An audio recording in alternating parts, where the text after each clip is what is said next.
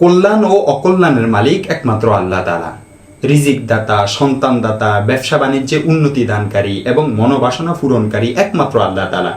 কোনো ফির তিনি জীবিত হন বা মৃত হন এসব কাজের ক্ষমতা রাখেন না। আল্লাহ তাআলা ইরশাদ করেন, যার অনুবাদ হচ্ছে, বলুন তোমরা ভেবে দেখেছ কি, যদি আল্লাহ তাআলা আমার অনিষ্ট করার ইচ্ছা করেন তবে তোমরা আল্লাহ ব্যতীত যাদেরকে ডাকো তারা কি সেই অনিষ্ট দূর করতে পারবে?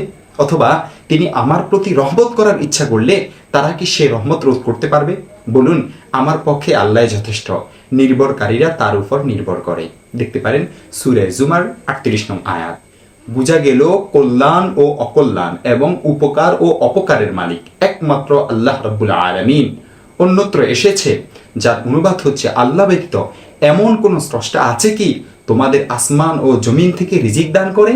তিনি ব্যতীত কোনো মাবুদ নেই, অতএব তোমরা কোথায় ঘুরপাক খাচ্ছ? সূরা ফাতির 3 নং আয়াত।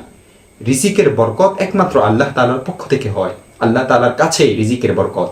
সন্তান সন্ততি আল্লাহ তাআলাই দান করেন। তিনি যাকে ইচ্ছা কন্যা সন্তান দান করেন এবং যাকে ইচ্ছা পুত্র সন্তান দান করেন। এই মর্মে কোরআনে মাজিদে ইরশাদ হয়েছে, যার অনুবাদ হচ্ছে, আসমান ও জমিনের রাজত্ব আল্লাহরই। তিনি যা ইচ্ছা সৃষ্টি করেন, যাকে ইচ্ছা কন্যা সন্তান এবং যাকে ইচ্ছা পুত্র সন্তান দান করেন, অথবা তাদেরকে দান করেন পুত্র ও কন্যা উভয়, এবং যাকে ইচ্ছা বান্দা করে দেন। নিশ্চয় তিনি সর্বজ্ঞ, ক্ষমতাশীল।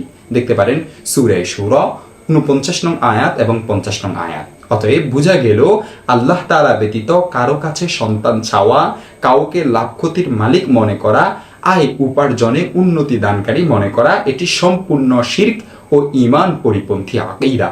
কেউ যদি কখনো এমন কাজ করে থাকে তাহলে তাকে খাঁটি অন্তরে তাওবা করে নতুনভাবে ঈমান আনয়ন করতে হবে এবং এগুলি যে একমাত্র আল্লাহ তাআলারই ক্ষমতায় এ ব্যাপারে মনে প্রাণে বিশ্বাস করতে হবে।